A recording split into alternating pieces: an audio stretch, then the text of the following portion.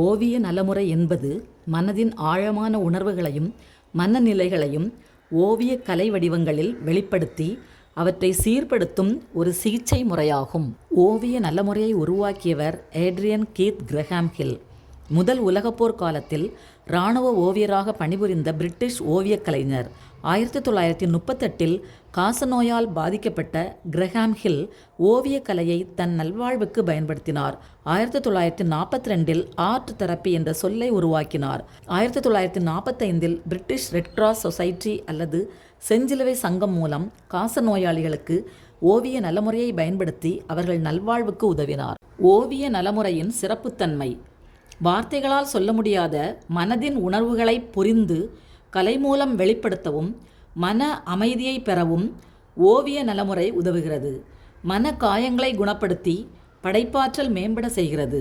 சுய விழிப்புணர்வையும் தன்னம்பிக்கையையும் அதிகரிக்க செய்கிறது. ஓவிய நலமுறையின் தனி கவனம்: உணர்வுகளை வெளிப்படுத்தி புத்தாக்கம் மனநலம் பெற ஓவிய நலமுறை உதவுகிறது. ஓவிய நலமுறையில் கையாளப்படும் உள்நுட்ப திறன்கள்: ஒவ்வொரு வண்ணமும் ஒரு உணர்ச்சியை குறிக்கும். வெவ்வேறு வண்ணங்களில் வரையப்படும் கோடுகள் வடிவங்கள் உணர்வுகளை வெளிப்படுத்தும். எடுத்துக்காட்டாக, சிவப்பு காதல், தைரியம், தியாகம்; நீலம் அமைதி, நம்பிக்கை, அறிவு, ஆன்மீகம்; மஞ்சள் மகிழ்ச்சி, உற்சாகம் போன்ற உணர்ச்சிகளை குறிக்கின்றன. சிற்பம் மற்றும் களிமண் வடிவமைப்பு: களிமண் வடிவங்களை உருவாக்கும் செயல்பாடு நரம்பு மண்டல ஒருங்கிணைப்பு மற்றும் மன அமைதிக்கு வழிவகுக்கும். மன அழுத்தங்களை வெளிப்படுத்தவும் உதவும். மண்டலா மற்றும் ஜென்ரங்கிள் வரைதல்: ஒரு மைய புள்ளியிலிருந்து கோடுகள் மற்றும் வடிவங்கள் வரைந்து ஓவியத்தை பரவலாக்கம் செய்வது. விஷியோ டிவினா: இது ஒரு லத்தீன் வார்த்தை, தெய்வீக பார்வை அல்லது ஆன்மீக தரிசனம் என பொருள்படும். திரு ஓவியங்கள் சிற்பங்களை பார்த்து தியானிக்கும் முறையாகும். இயல்பாக வரைதல்: எந்த ஒரு திட்டமோ விதியோ இல்லாமல் ஓவியம் வரையும் முறை. உணர்வு வெளிப்பாட்டுக்கு இது உதவும். பொம்மைகள் செய்தல்: பொம்மைகளை வடிவமைத்து உருவாக்குவது.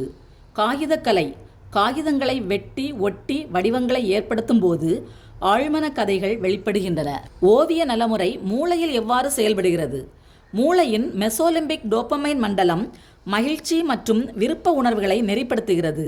ஓவியக்கலை இந்த மண்டலத்தின் செயல்பாட்டை தூண்டி டோபமைன் எனப்படும் நல்ல உணர்ச்சி ஹார்மோன் சுரப்பை அதிகரிக்கிறது.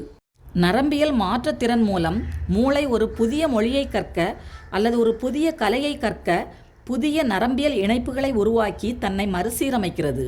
மேலும் வலது இடது மூளை பகுதிகளுக்கு இடையே உள்ள தொடர்பையும் வலுப்படுத்துகிறது. ஓவிய நலமுறை மன அழுத்த ஹார்மோன் கார்டிசால் அளவை குறைத்து மன அமைதியை ஏற்படுத்துகிறது.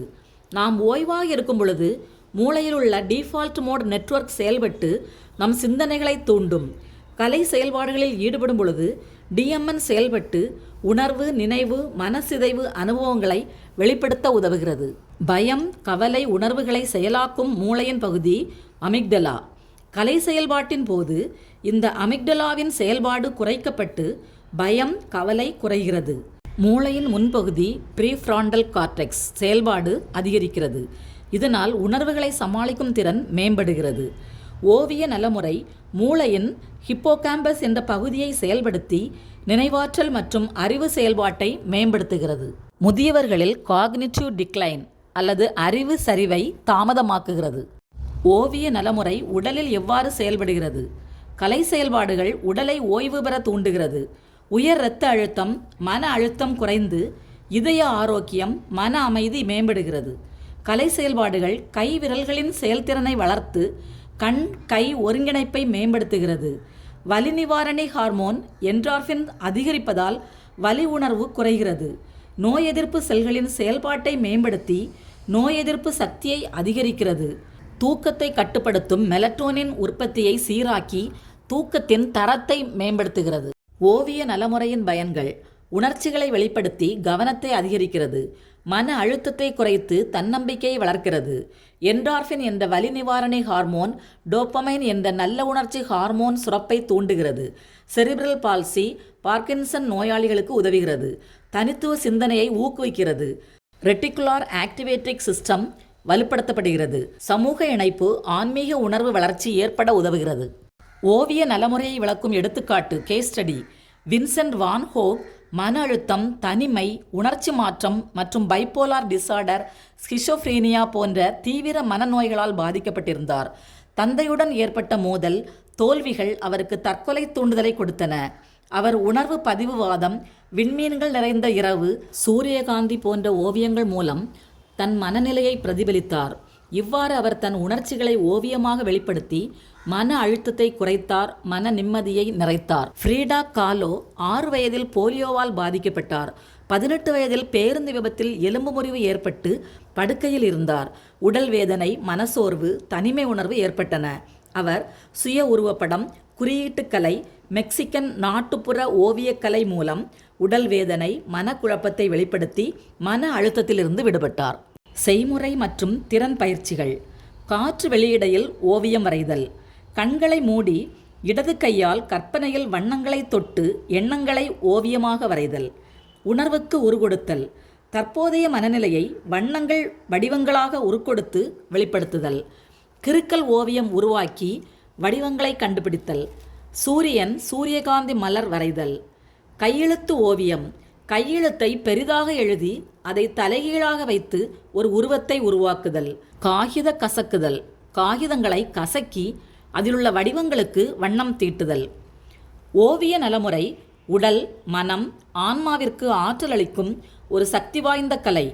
வாழ்வை வழிப்படுத்தும், வளப்படுத்தும் ஒரு அழகிய உள நலமுறை.